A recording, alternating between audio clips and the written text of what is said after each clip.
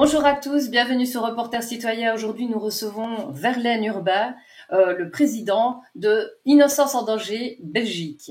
Bonjour Verlaine, enchanté de te recevoir aujourd'hui sur l'émission. Bonjour Anne, merci pour l'invitation. Écoute, avec plaisir. Tu m'avais envoyé un petit mail me demandant un petit peu d'aide pour une très bonne cause. Et j'ai décidé de faire appel et de pouvoir donner l'information à nos auditeurs. Alors, on va peut-être te laisser te présenter un petit peu.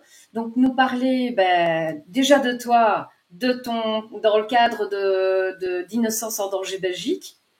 Et puis, on passera au vif du sujet. Bien, ça va. Pour me présenter, donc moi c'est Verlaine Urbain. J'ai d'abord développé une association qui s'appelait Resanesco, ça veut dire je redeviens sensé en latin, depuis 2012.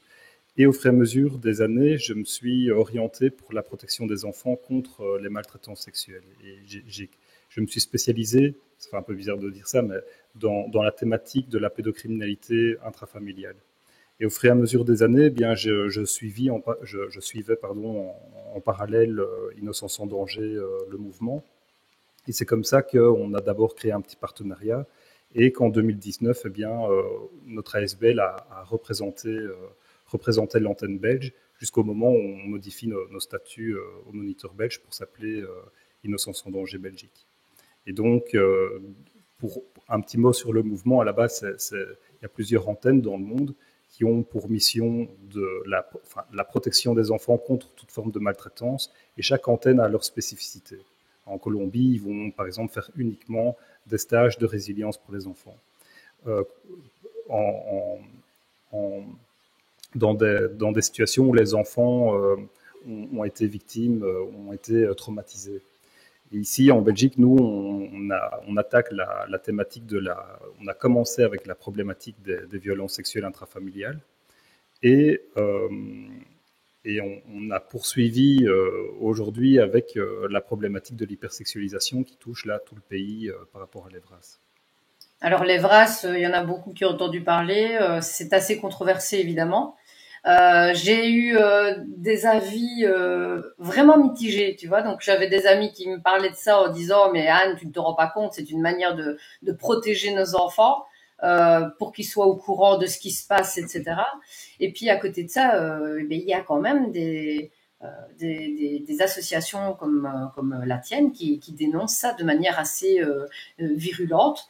Donc on essaie de peut-être de balancer peut-être et de faire la balance correcte entre le pour, le contre, ou peut-être là où ils se sont trompés. Ce serait peut-être intéressant de voir un petit peu pourquoi Evras est un programme qui peut avoir double tranchant. Oui, nous, on a une vision nuancée sur cette thématique dans le sens où, à la base, l'idée de faire de la prévention contre les maltraitances sexuelles ou être pour le respect et ce genre de valeurs, c'est très bien. Le problème, effectivement, c'est ce qui se joue dans les animations concrètement. Et donc, c'est peut-être bien de recontextualiser cette thématique qui, clairement, elle est devenue très mortifère quand on en parle à son voisin, à d'autres parents d'école.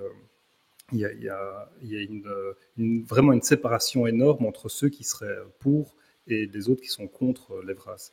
Et donc, c'est quand même bien de rappeler qu'en fait, fin 2022, la FLCPF, donc c'est le planning familial, c'est le centre, pardon, la Fédération des centres de planning familial qui propose la première mouture du guide pour l'EVRAS. Et donc, comme ils le disent très bien, c'est un outil destiné aux professionnels qui permet ça ils ne le disent pas, qui permet de répondre aux enfants. Et donc, c'est un guide qui fait 303 pages et qui est assez exhaustif.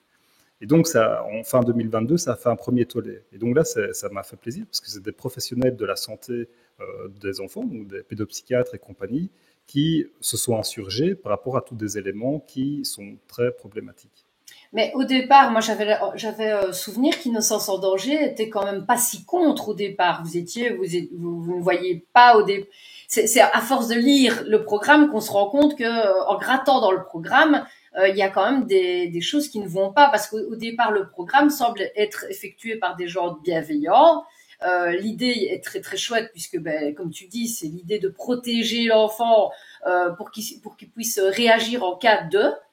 Mais quand on approfondit le livre, et c'est là que ça devient intéressant, c'est on s'est rendu compte que très peu d'écoles, très peu de professionnels finalement avaient lu le programme.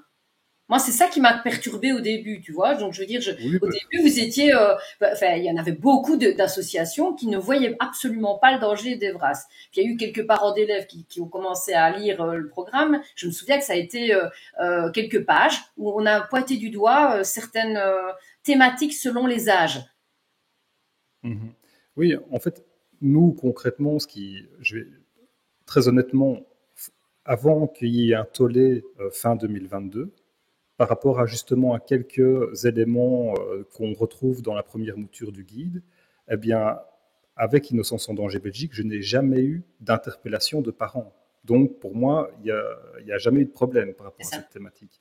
Et donc, fin 2022, il y a une série de parents et de professionnels qui me contactent en disant que ce guide est très malaisant et ils nous demandent justement de faire une analyse de ce guide. Et de fait, donc on a lu ces 303 pages, et c'est pas juste la page 291 et 292 qui posaient problème, où il était marqué que de reconnaître qu'il est excitant pour les enfants dès 9-11 ans, qu'il est excitant de s'envoyer des photos de nudes, tant que c'est avec le consentement. Et donc on est dans du délire. Et donc il n'y avait pas que ces pages-là, en fait, c'est criblé de problèmes du début à la fin, avec des éléments qui ne sont pas du tout adaptés au développement de l'enfant. Et donc, quand nous, on a vu ça, directement, je vais être tout à fait honnête, c'est pas J'aime bien, directement... mais justement, donc moi, rien de tel que la transparence, parce que comme ça, tout le monde est au point. Et tu sais bien, comme je t'ai un peu expliqué, j'aime bien que les choses soient transparentes pour mes auditeurs. Et c'est à ton honneur de régler Ah, les mais zones. donc, mais bon, là, il n'y a pas vraiment de don, c'est juste que l'équipe, en fait, c'est l'équipe d'Innocence en danger Belgique qui m'a dit, voilà, Verlaine, il faut qu'on prenne le projet et il faut qu'on alerte les autorités et qu'on explique au grand public que ce guide, c'est pas OK. Et donc, ce que je leur ai dit, parce que, en fait, quand on touche au guide pour l'Evras, c'est dans leur littérature, ils expliquent très bien que le guide pour l'Evras s'inspire directement de toute la littérature liée aux standards de l'éducation sexuelle pour l'Europe de l'OMS, de la Fédération des plannings familiales mondiales, de l'UNESCO, etc. Et donc, on touche en fait à des lobbies qui sont puissants. Et jusqu'à présent, en Belgique, nous, on avait réussi, on a travaillé en fait pendant des années euh, En sous-marin, pour un peu plus discrètement. c'est pas tant sous-marin parce que oui, d'une certaine manière, parce qu'en fait, on n'a jamais, nous, en Belgique, contrairement aux autres pays, touché à la thématique de la pédocriminalité très haut, pour plusieurs raisons. Et donc, je vais la dire tout de suite, c'est qu'on attendait en Belgique d'avoir plus de moyens, d'avoir plus de soutien pour commencer à toucher à cette thématique. Et donc, c'est ça, en fait, c'était notre fil rouge à ne pas dépasser. Et, et c'est triste finalement, parce que la problématique des violences sexuelles et intrafamiliales, qui correspond à mon avis plus ou moins selon certains chiffres à 85% des cas de violences sexuelles commis sur les enfants, eh bien ça, tout le monde s'en fout. Nous, on peut dénoncer tout ce qu'on veut en Belgique, tant que ça attaque les familles, finalement, ça ne dérange personne. Mais oui. Et donc, nous, on avait réussi en 2022 déjà à travailler avec des partenaires institutionnels reconnus par le gouvernement pour améliorer le droit des enfants dans le cadre des prises en charge d'enfants victimes de violences sexuelles qui sont actuellement très dysfonctionnants. Et donc, on avait réussi à avoir des partenariats solides. Et j'expliquais donc à mon équipe, quand ils ont voulu qu'on s'attaque à la thématique de l'Evras, que si on fait ça, on franchit cette fameuse ligne rouge invisible et on va avoir des retours de bâton. La seule chose que je n'ai pas calculée, c'est que je pensais que les retours de bâton prendraient 1 an et demi environ et qu'on aurait le temps d'être plus solide. Ce qui n'a pas été le cas parce qu'en fait, en moins de 10 mois, on s'est fait vivement attaquer, malheureusement. Alors, comment tu expliques que tu te fasses attaquer comme ça alors qu'on protège des enfants? Donc, je veux dire, c'est quand même normalement, c'est quelque chose qui est censé euh, être pour supporter une société. Je veux dire, quelqu'un qui ne protège pas son enfant, pour moi, est amené à s'éteindre.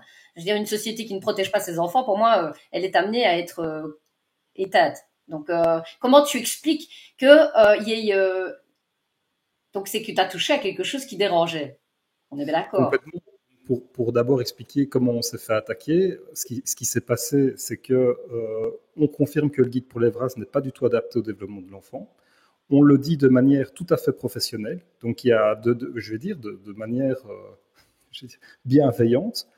On a interpellé de manière officielle le cabinet ministériel de l'enseignement. Alors tu peux citer des noms chez moi, il n'y a aucune limite, hein, donc tu te fais plaisir, hein, donc en fonction de toi. Hein. Mais donc à ce moment-là, c'était la ministre Caroline Désir. Et, et donc, malgré finalement toutes nos alertes, eh bien, ce qui s'est passé, finalement, ça a été un boomerang inversé où il n'y avait rien à voir et c'est nous qui étions la pierre angulaire d'un réseau de désinformation qui nous a coûté très cher. Et donc, ça, c'est juste après en fait, le 7 septembre 2023, le décret Evras est signé, est voté quasiment à l'unanimité.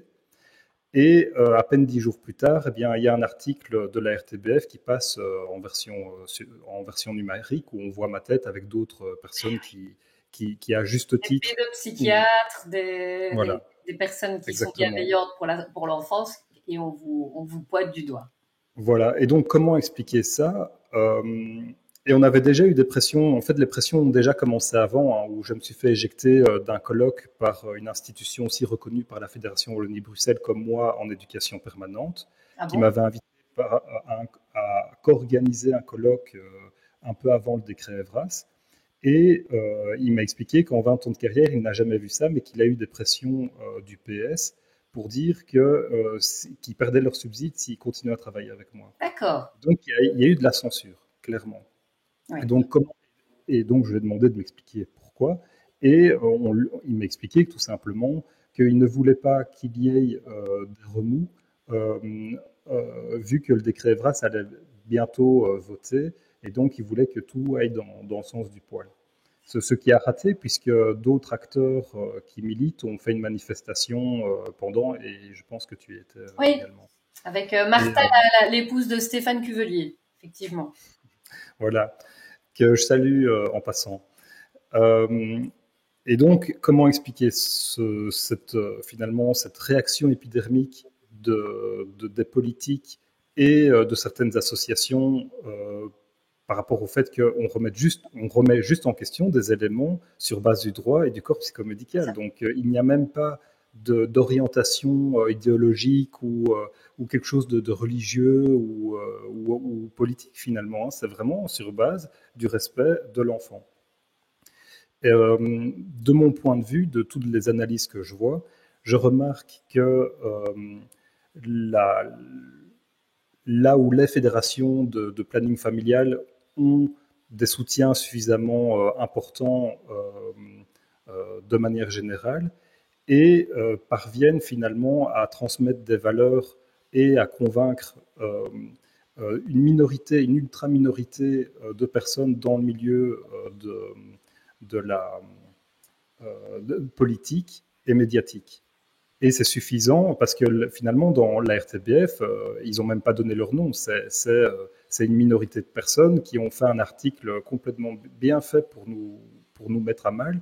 Mais sinon, il n'y a aucun fond, il est vide en fait. Hein.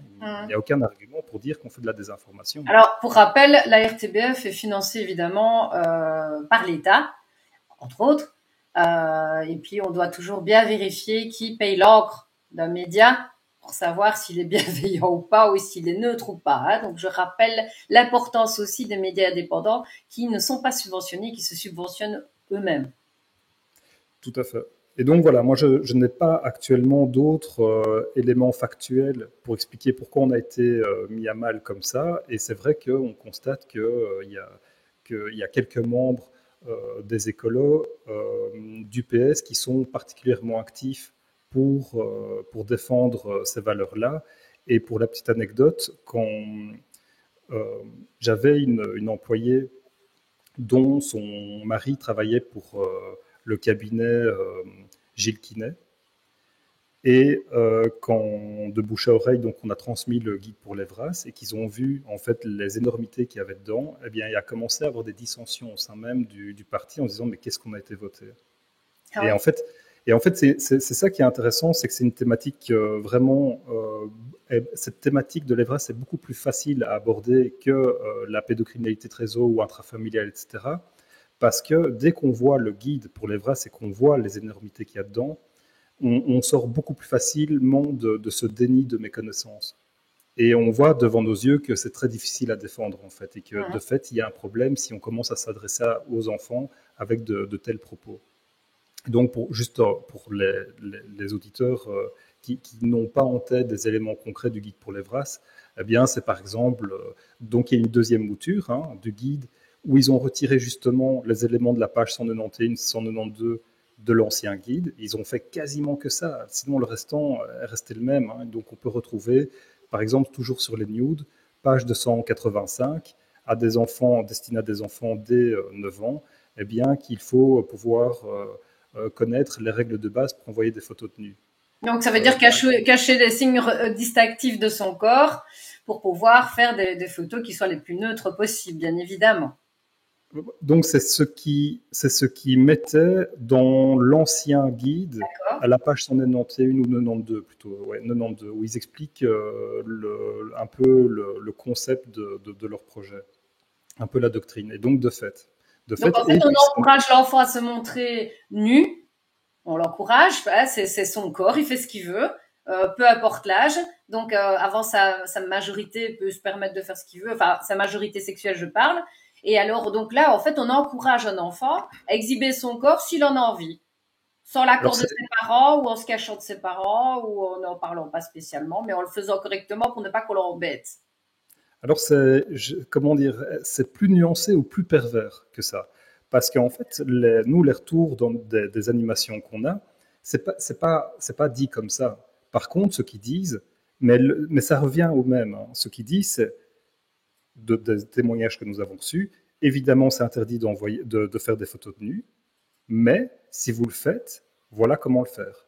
Et c'est un débat très intéressant parce que ça témoigne justement en fait du fait, et c'est ce qu'ils mettent dans le guide pour l'EVRAS, ils expliquent et ils ont raison de dire cette thématique, elle est extrêmement problématique puisqu'aujourd'hui on a des études qui mentionnent très bien que entre 13 ans et 25 ans, un enfant sur 3 va être amené, ou un jeune ado ou un jeune adulte va être amené à envoyer une photo de nu soit à son conjoint, ou en tout cas, ça va partir dans les réseaux sociaux ou de manière numérique. Donc, c'est un sujet extrêmement grave et qui est important de traiter. Le problème, c'est que la vision, en fait, des acteurs de l'EVRAS actuel, c'est de dire, voilà, vu qu'il y a des drames qui arrivent, alors on va sensibiliser les enfants avant que ça arrive, comme ça on augmente les chances qu'ils n'aient pas de problème. Et je comprends cette logique-là. Par contre, on est dans le malsain. La tournure, c'est la forme qui fait que tu te poses la question si c'est pas un peu manipulé. Ah, moi, je ne me pose aucune question. Concrètement, de faire ça, on contrevient complètement au développement de l'enfant et ça montre qu'on comprend rien au développement, à la psychologie du développement. Mais ce n'est pas possible qu'ils ne comprennent rien puisque ce sont des associations qui sont prévues pour l'éducation et qui sont des institutions qui sont payées par l'État. Donc, ce n'est pas possible qu'ils ne comprennent rien.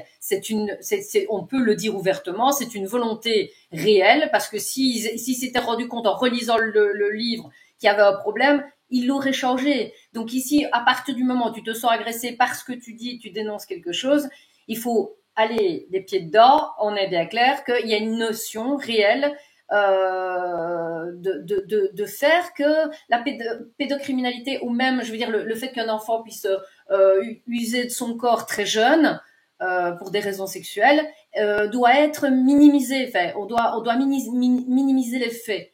Pourquoi? En fait, moi, j'ai une vision qui te rejoint, mais un tout petit peu différente. C'est-à-dire que, en fait, dans les standards de l'OMS concernant l'éducation sexuelle en Europe, et donc c'est en 2 clics qu'on le trouve sur Internet, et il date de 2010. Et là-dedans, tout y est déjà. D'ailleurs, on a vu des copier-coller des standards qui se retrouvent dans le guide pour l'EVRAS. Et là-dedans, on peut le dire clairement, en fait, factuellement, on peut dire ce que tu viens de dire, factuellement. Ça veut dire qu'on retrouve aujourd'hui, dans les standards, dans ce dossier, des notes de bas de page qui font référence à des personnes, des psychologues, etc., qui soutiennent à demi-mot ou qui soutiennent ouvertement la pédophilie. Et Alors, donc, citons les noms, puisque bon, je veux dire, on le sait, on l'a déjà vu circuler. On a Kinsey qui est au départ vétérinaire, c'est ça, si je ne m'abuse, un zoologue qui a décidé de tester, donc après avoir testé les mouches ou je ne sais plus quoi, les animaux, il s'est dit on va tester des enfants et on va voir. J'aime mieux d'être clair, hein, tu sais bien, Verlaine. Je préfère être clair par rapport aux auditeurs, comme ça on est conscient. Et là, en plus, tu es une association qui protège les enfants, donc on va être très clair. Je veux dire, ce monsieur a décidé un jour de tester les enfants sur leur pouvoir de jouissance si on les masturbait. Et donc, il est persuadé que les enfants, qui convulsaient à force d'être masturbés à longueur de temps pour des tests, ils éprouvaient du plaisir. C'est concrètement ça. Alors moi, je le dis de manière crue. Toi, tu vas le dire peut-être un petit peu plus doucement parce que, mais moi, je peux me permettre. Mais c'est un peu ça, parce que Kinsey, en fait, au final, c'est un pédophile notoire. c'est plus qu'un pédophile notoire, c'est vraiment un pédocriminel dangereux. Après, donc je vais encore...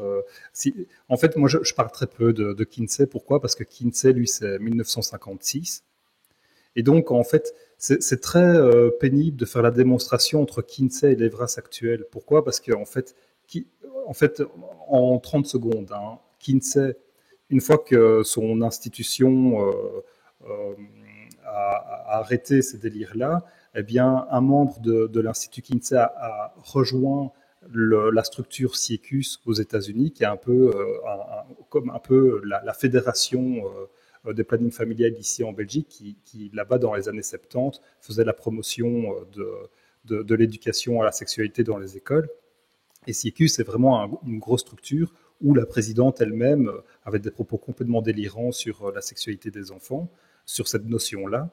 Et CIECUS a influencé l'OMS, et l'OMS influence l'EVRAS. Et donc, c'est une démonstration assez pénible pour expliquer que l'EVRAS est en lien avec l'affaire Kinsey. Néanmoins, quand on regarde, en fait, Kerlirzin, un Français, a fait un travail fabuleux sur les standards de l'éducation sexuelle de l'OMS et a étudié, en fait, toutes les personnes qui sont référencées dans les notes de bas de page. Et il a démontré que plusieurs noms qui sont cités, en fait, sont des pédophiles notoires ou des personnes qui banalisent la pédophilie, etc. Ce qui est gravissime, en fait. Et donc là, on a des noms, Ken Plumer, on a Jeffrey Weeks et plein d'autres, en fait. Et donc, l'OMS, il y a vraiment un travail, en fait, dès qu'on en aura fini et qu'on aura gagné plusieurs batailles en Belgique par rapport à l'EVRAS, on s'en prendra aux standards, en fait. Je pense de toute manière que nous avons aux États-Unis une très bonne nouvelle, puisque le nouveau ministère de la Santé est quand même dirigé par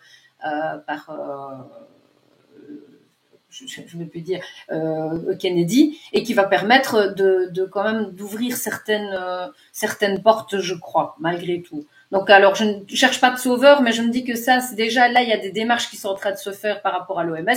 L'OMS dirige quand même l'Europe entièrement, même mondialement, la santé. Et là, on voit qu'il y a vraiment quelque chose de dérive. Il y a une dérive, aussi bien au niveau sanitaire qu'on a vu pendant ces 4 dernières années sur un autre thème, mais là ici, ou même au niveau de la santé des enfants et au bien-être des enfants, il y a quelque chose qui ne va pas. Donc il y a une corruption étatique qui est déjà établie, et là on le confirme que l'OMS en fait partie également.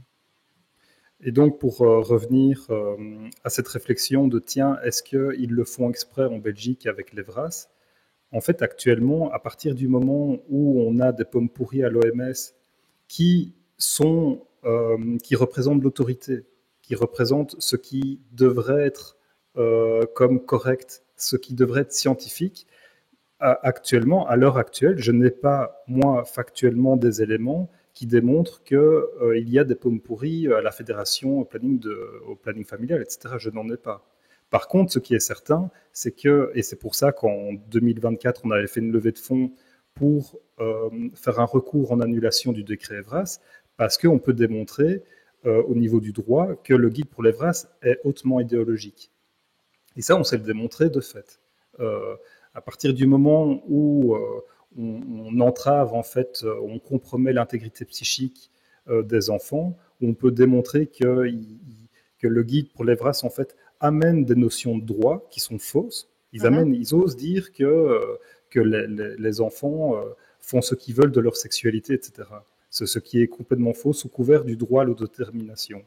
Et donc, le droit à l'autodétermination, effectivement, est rentré dans le code pénal. Néanmoins, ça concerne les adultes. Oui. Avant l'âge de 18 ans ou 16 ans par rapport à la question de la sexualité, les enfants n'ont droit à rien au niveau du consentement.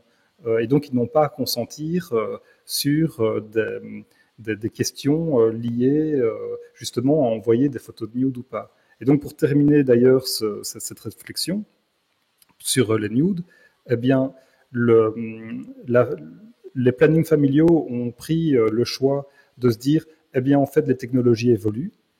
Donc, les enfants doivent évoluer avec les technologies et on va essayer de diminuer la casse. Ce qui est complètement délirant puisque, en fait, le développement de l'enfant, lui, n'évolue pas. Il reste toujours pareil. Et donc, si on commence à sensibiliser un enfant sur les questions de la sexualité alors qu'il n'est pas en capacité, vu son manque de maturité psychique et sociale, eh bien, on crée une effraction du psychisme de l'enfant en amenant des choses liées à la sexualité. Et donc, ça crée une forme d'incitation à la débauche, par exemple, sur la question des nudes. Un enfant, même s'il a 11 ans et qu'on lui dit « c'est interdit d'envoyer des photos de nus », mais si tu le fais, voilà comment le faire. Ça revient exactement au même d'être une salle de cinéma et il est noté « interdit de filmer », mais si vous le faites quand même, voilà comment le faire. On est exactement dans le même registre, sauf que les enfants, eh bien, il y a un risque beaucoup plus élevé de passage à l'acte à partir du moment où, en fait, la psychologie la psychologie de l'enfant est assez simple. Hein, il faut retenir 3 mots. Il est suggestible, pardon. On peut lui faire suggérer des choses. Il est curieux et il fonctionne par imitation. Et donc tout est dit hein, sur cette base-là à partir du moment où page 210 par exemple, il parle d'avantages ou inconvénients de la pornographie. Ou à une autre page avantage, c'est ça, hein, on a vu à passer ça, oui.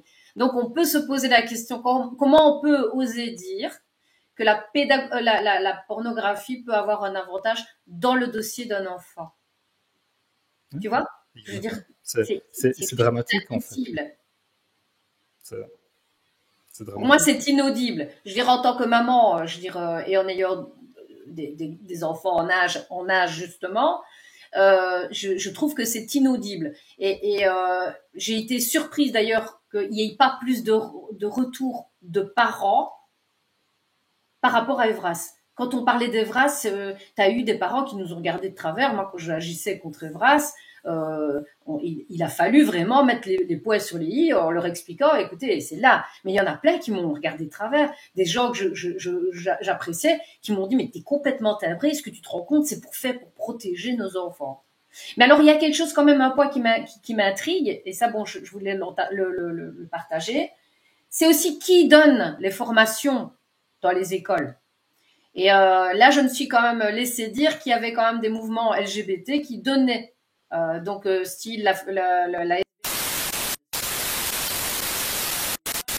qui peut aller dans les écoles pour aller donner des formations. Et je trouve ça d'une manière ou d'une autre de nouveau extrêmement déplacé parce qu'on va sur une liberté sexuelle qui outrepasse tout avec des associations qui prônent tout ce qui est minorité sexuelle, je veux dire, et transgenre et tout ce que tu veux.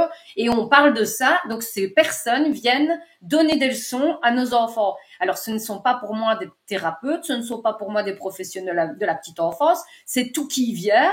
Va recevoir une information qui va durer 2 jours, c'est ça, je sais plus combien d'heures de formation, et il sera apte à venir donner des informations à l'école à des jeunes. Comment tu vois la chose? Alors, l'histoire de ça, il faut pouvoir le démontrer parce que ici, par exemple, je suis sur le site et je regarde les. Je dis pas qu'ils l'ont pas fait. Ah, moi je le sais parce qu'ils étaient là présents à une des réunions de la ministre de l'enseignement quand elle est venue à Verviers. Donc je le sais, et ils étaient tout fiers de dire qu'ils faisaient partie de la.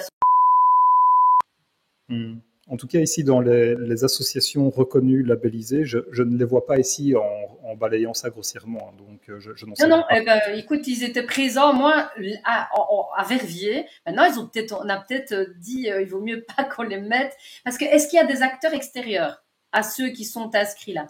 Est-ce qu'ils ont autorisé des acteurs extérieurs à venir dans les écoles? Alors, en fait, il y a plusieurs opérateurs Revras qui sont labellisés par défaut, dont le planning familial et les structures PMS ou les structures qui sont au-dessus des PMS. Ils sont par défaut labellisés et il est possible qu'eux puissent faire intervenir sous forme de sous-traitance, mais j'en sais rien, mais c'est pas impossible qu'ils puissent le faire. J'ai pas plus d'éléments là-dessus. Ouais, ça, il faut te gratter parce que bon, là, je peux te garantir que moi, je l'ai vu de mes propres yeux. J'étais là. Donc là, j'en suis sûre. Pour ça, je me permets de le dire. Ça a été quelque chose pour moi qui était offusquant. D'ailleurs, je lui ai fait la remarque. Et vous êtes fiers?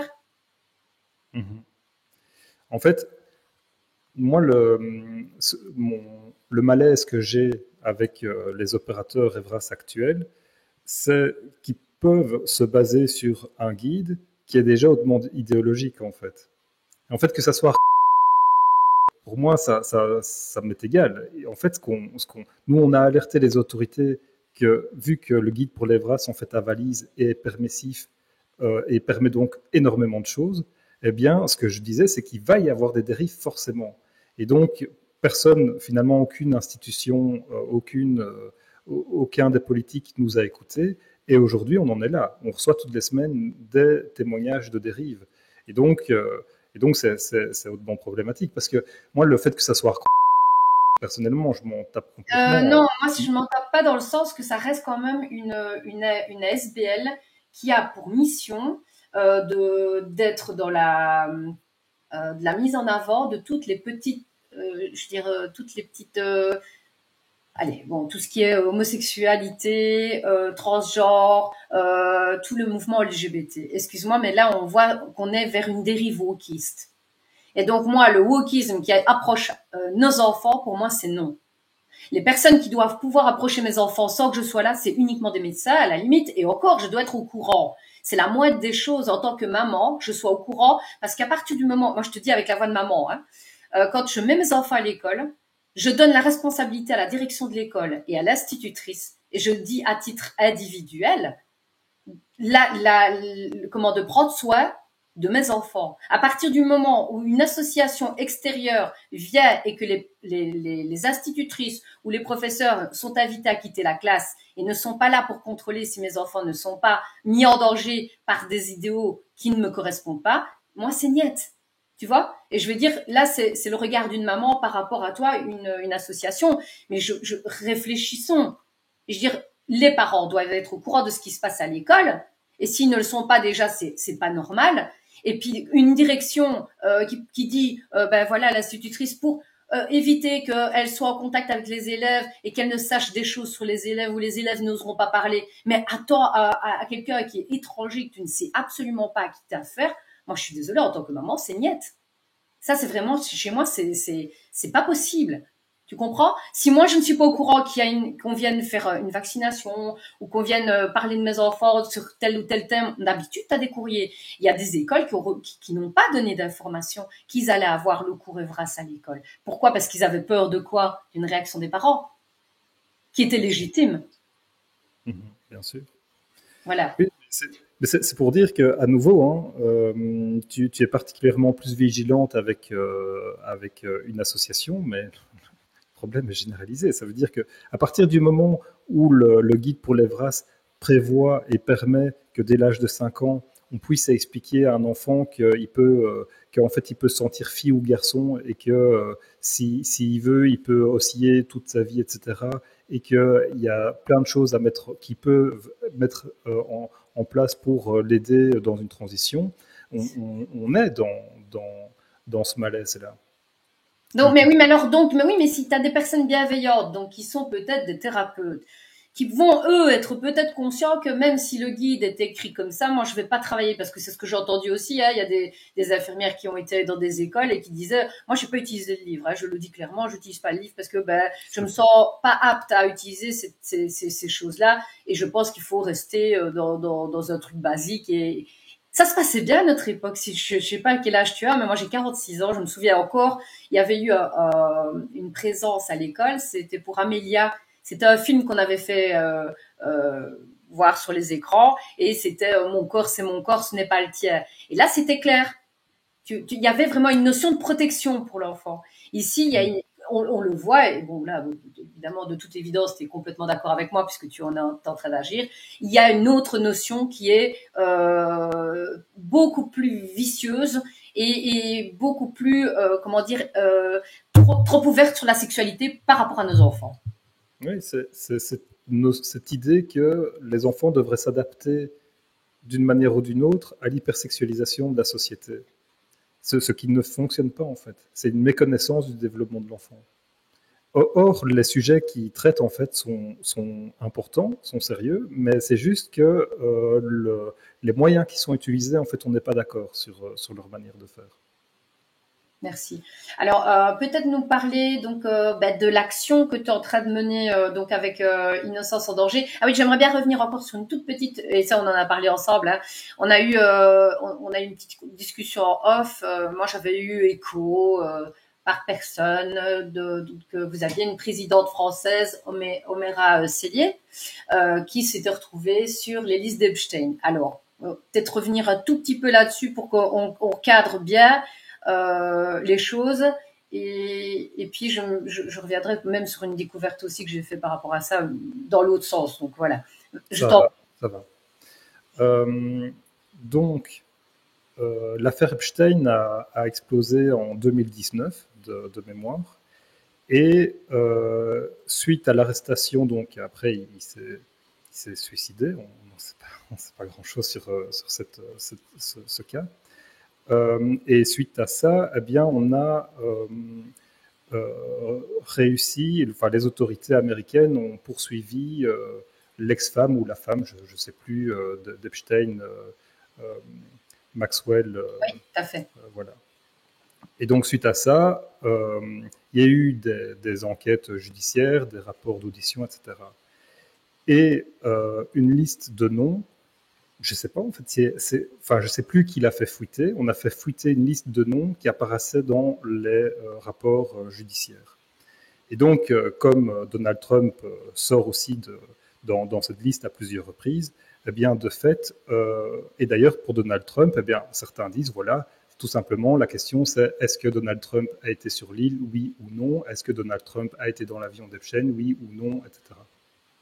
Et donc, de la même manière, eh bien, de fait, il paraît que le nom d'Oméra Cellier est sorti dans cette liste. Donc, moi, personnellement, je n'en sais rien exactement ce qui a été dit comme question, je crois que personne ne le sait. Je lui ai posé la question. Elle m'a dit qu'elle ne voyait pas en quoi elle était concernée par cette affaire, mis à part que Oméra Cellier, en 2019, quand l'affaire Epstein a explosé, elle est la seule en France, comme association, en fait, à avoir fait un appel à témoignage. Ils ont témoigné plusieurs victimes potentielles, et suite à ça, eh bien, Oméra Cellier est la seule en France à avoir tenté de faire une enquête en France. Mmh. Et donc moi en fait je n'en sais pas plus. Ah non, bah toi tu es la mouture belge et je vais dire, toi tu es en toute bienveillance, tu as ouvert ton ASBL qui est Innocence en danger Belgique. Exact. Donc voilà, tu reçois des subsides pour ton ASBL à toi.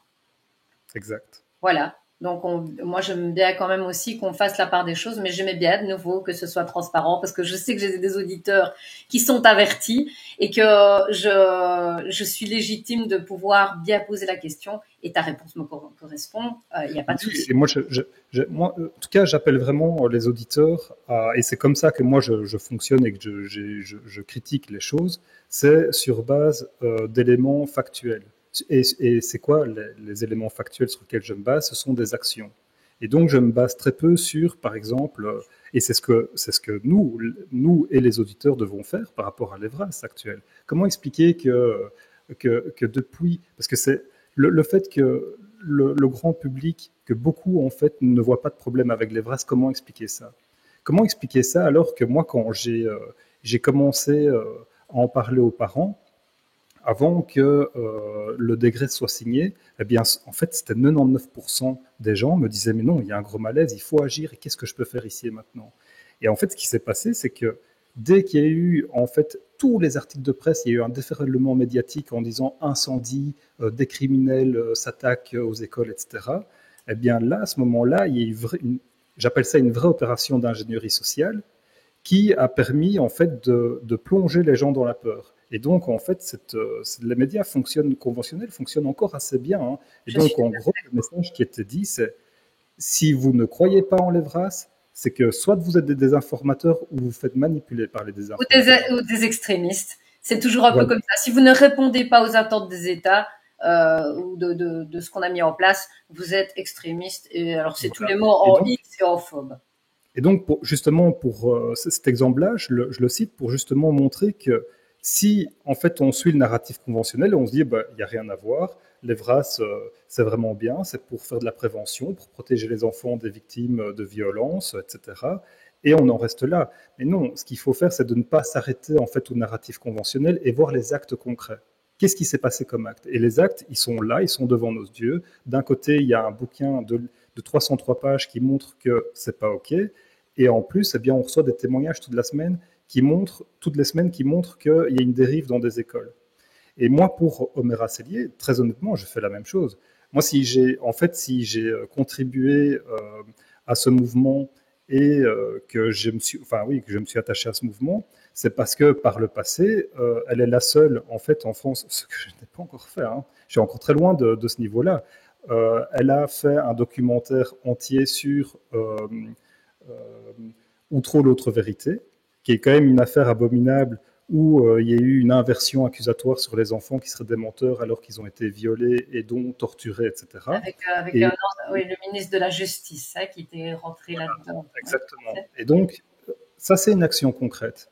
Le documentaire 1 sur 5 qu'elle a fait avec Carl Zero, c'est concret. C'est une action concrète et finalement, c'est 1h30 de documentaire qui résume plus de 6 heures de problématiques de violence sexuelle qui touchent tous les niveaux, hein, les réseaux, les violences intrafamiliales, institutionnelles et compagnie. Et donc, voilà, moi, ce sont des actions concrètes qui me font dire, voilà, je me sens en tout cas actuellement bien. Après, le discernement, toujours le discernement. Voir les actions, pas les mots, mais les actions. Et je suis complètement d'accord avec toi, mais comme je te dis, moi j'aime bien d'être dans la transparence et je donne la parole justement à Innocence en danger. Et donc je voulais que de toi-même, parce que je trouve que c'est hyper important. Parce que bon, on le sait bien, moi je suis considérée aussi comme mauvaise à partir du moment où je suis un média indépendant.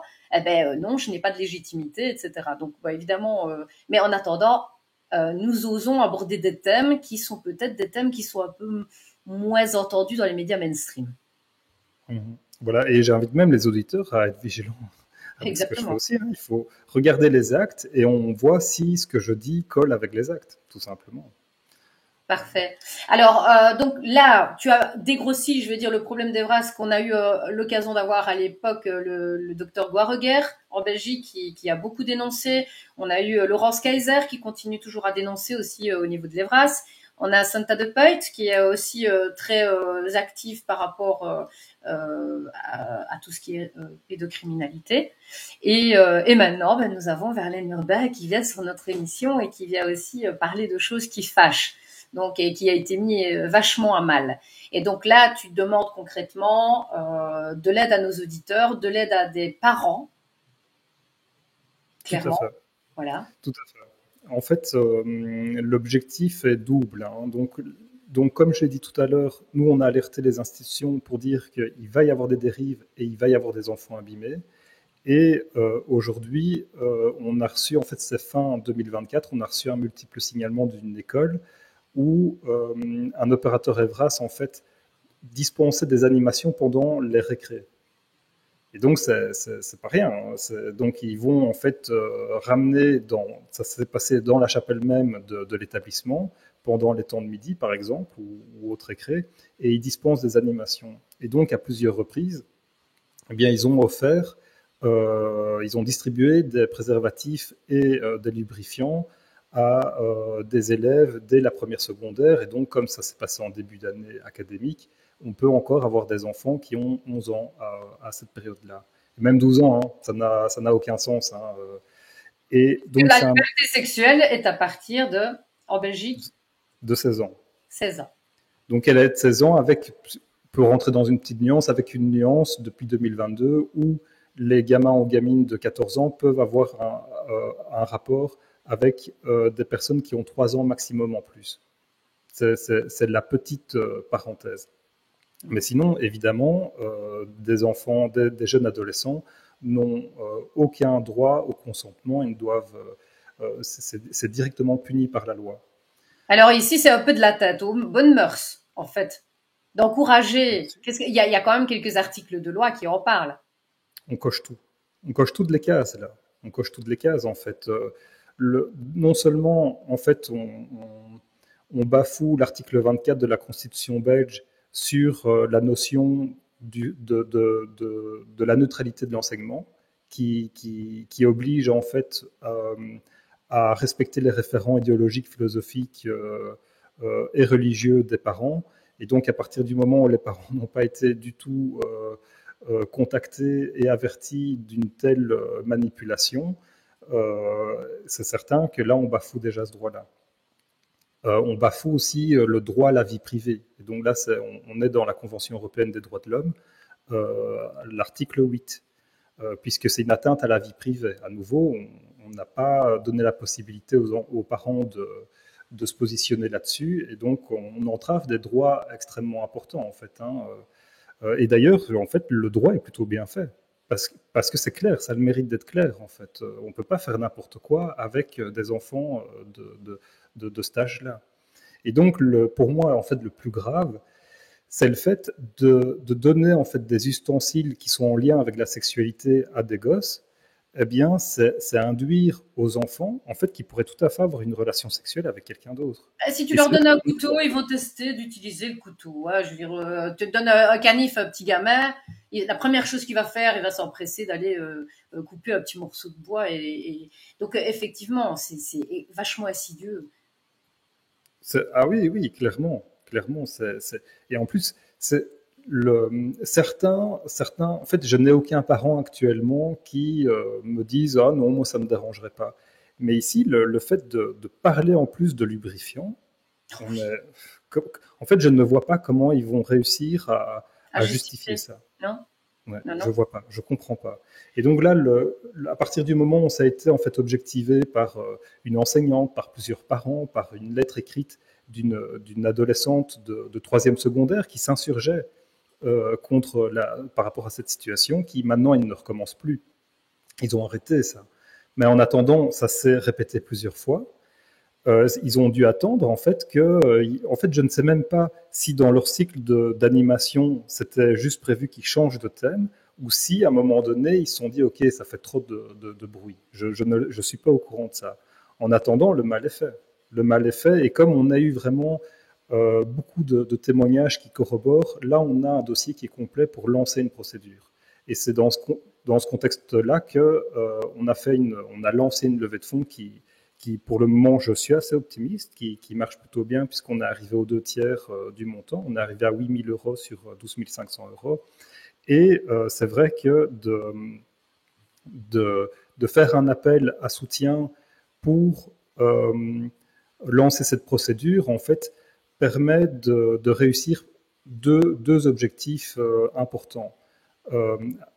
Ah oui, je vois que voilà, et donc on explique justement sur la page, sur notre page internet, ce que je viens de dire, le, le témoignage. Et je me suis permis de mettre un titre un petit peu, Ouais, peut-être un petit peu taquin, ouais, balance ton race quand elle oui, dérive. on a bien compris le jeu de mots, entre guillemets. Voilà, et en Rappel. fait, ça reste une main tendue en fait aux associations féministes qui à la base en fait sont pour le droit des femmes et le droit des enfants également. Et donc je serais vraiment très heureux que des associations féministes qui peuvent avoir des divergences de point de vue, d'ailleurs entre elles, parce qu'elles ne s'entendent pas toujours entre elles, mais qui peuvent se réunir finalement sur une valeur commune qui est le droit des enfants. Et donc, à partir du moment où balance ton porc, Ben etc., oui, oui, c'est ça, oui, exactement. Oui.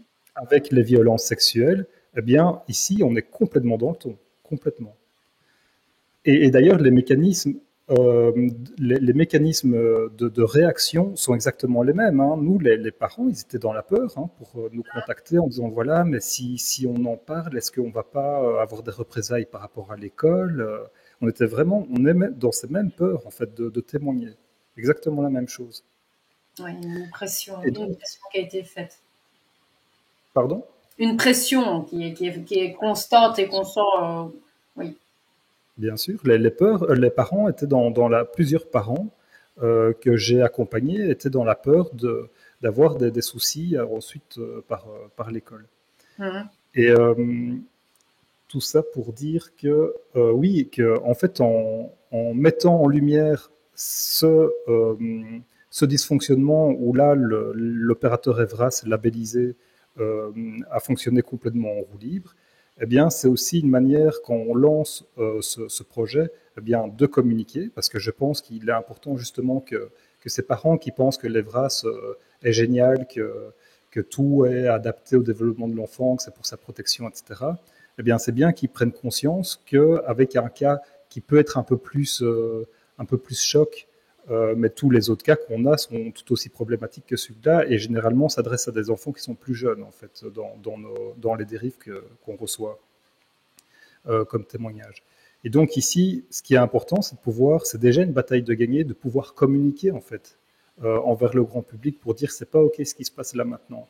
Et ça va servir finalement justement aussi de témoignage pour ça, on verra hein, si un changement est possible au niveau politique, mais C'est ça ça. servira en tout cas pour justement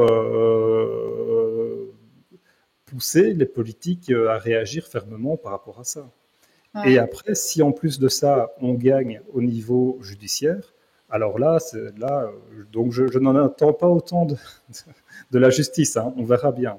On verra bien. Normalement, au niveau du droit, Mais attends, écoute, vu, et c'est là que j'aimerais bien quand même en venir, et c'est très intéressant, vu ce que vous citez comme article de loi qui mettent en danger le bien-être et l'avenir des enfants, vous ne pouvez pas, vous ne pouvez pas échouer. normalement, on peut pas. Sinon, Non. alors on se pose la question sur un autre domaine, la corruption de la justice. Donc là, voilà. Hein, je veux dire, on sait ce qu'on en pense, mais je veux dire, voilà, il faut bien aussi voir. On a quand même fait des actions contre la présidente de l'Europe qui cachait certaines informations, ça n'aboutit pas. Donc, je veux dire, il faut bien savoir quand même où on va. Tout à Il fait. faut pas se leurrer, quoi. Je veux dire, vous avez tout à fait raison d'essayer parce que je trouve que c'est tout à fait louable et c'est bien la chose la primordiale à faire, c'est de prouver qu'on n'est pas d'accord déjà pour ça, que ça Tout fasse à du. fait. Tout à fait. Et alors d'ailleurs, moi je suis à la base de nature très optimiste, hein, donc je pense qu'on va gagner. Néanmoins, si on perd, on peut toujours faire appel. Et là, la situation sera vue avec vraiment un nouveau regard et permet de gagner finalement, hein. Donc, et après, si on perd à nouveau, rien n'empêche de continuer à monter au niveau de monter jusqu'à l'Europe. C'est Tout toujours à jamais, fait. hein, si... Parce qu'il y a quand même différents tribunaux qui peuvent être, qui peuvent être compétents là-dedans. Tout à fait, Tu bien cites sûr. plusieurs tribunaux compétents. Tout à fait. Ouais. Ok. Est-ce que tu veux peut-être donner un mot de la fin? Parce que je pense qu'on a donné les informations. Oui, ben justement, comment faire? Ben, c'est ce que ce qu'on a montré, hein. Donc, on va sur le site d'Innocence en danger, Belgique. D'accord. Exactement. Et alors, il y a l'onglet levée de fonds dérivé VRAS. Exactement. Tout à fait. D'accord. Donc, il faut pas hésiter à aller apporter votre contribution pour cette cause, parce que là, on parle de nos enfants, on parle de la base des bases, c'est-à-dire l'éducation sexuelle, et c'est là qu'on préserve les enfants. C'est justement l'éducation. Enfin, j'aime pas le mot éducation sexuelle déjà. C'est pas une éducation sexuelle. Normalement, ça devrait pas déjà avoir ce nom-là. Hein, on est bien d'accord. C'est une prévention contre les dérives sexuelles qui aurait dû être mise en place. Et je veux dire, si on s'attaque à nos enfants déjà dès le plus jeune âge, en leur laissant dans les dérives d'un programme qui est ambigu et qui est même malsain, il faut dire stop. Tout à fait. Exactement. Ouais. Ok. Bon, je vais te laisser dire le mot de la fin parce que je parle beaucoup. Tout ce que je peux dire, c'est que c'est en étant évidemment plus nombreux et en créant une communauté soudée pour justement faire respecter non seulement les droits des enfants, mais aussi le droit des parents. Donc j'invite tous les auditeurs à soutenir à leurs moyens. Il n'y a pas de petits moyens, il n'y a que des grands gestes. Et sachez que je suis convaincu qu'en moins de 5 ans, on va gagner beaucoup de batailles. Je suis très optimiste. Donc on verra, mais dans tous les cas, je suis certain qu'on va avancer vers du positif par rapport à cette thématique. Voilà. En tout cas, merci Vérène pour ton témoignage et pour aussi toute l'action que tu entreprends pour aider nos enfants. On t'apportera notre soutien quand tu veux sur l'émission. Merci. Ouais, voilà. Donc, au plaisir de te revoir très vite. On te laisse ici. Oui. Merci beaucoup. À bientôt. Au revoir. Au revoir. Au revoir. Voilà, merci à tous pour votre fidélité. Je vous rappelle que vous pouvez voir nos émissions sur www.reporter.be. Donc ça, c'est le site officiel. Vous pouvez nous envoyer vos suggestions via les mails reportercitoyenbelge@proton.me. N'hésitez pas à nous suivre également sur YouTube. Vos partages sont extrêmement importants, vous le savez bien. Nous sommes sur YouTube, sur Facebook. Et alors, vous savez qu'également, on a besoin de votre aide, nous aussi, puisque sans vous, on ne peut pas avancer. Et que à l'heure actuelle, maintenant, les médias auxquels vous pouvez faire confiance, ce sont des médias indépendants. Donc, n'hésitez pas à nous faire les dons en fonction de ce que vous pouvez faire pour essayer de faire perdurer l'information juste et sans censure. Voilà, merci à tous. Au revoir.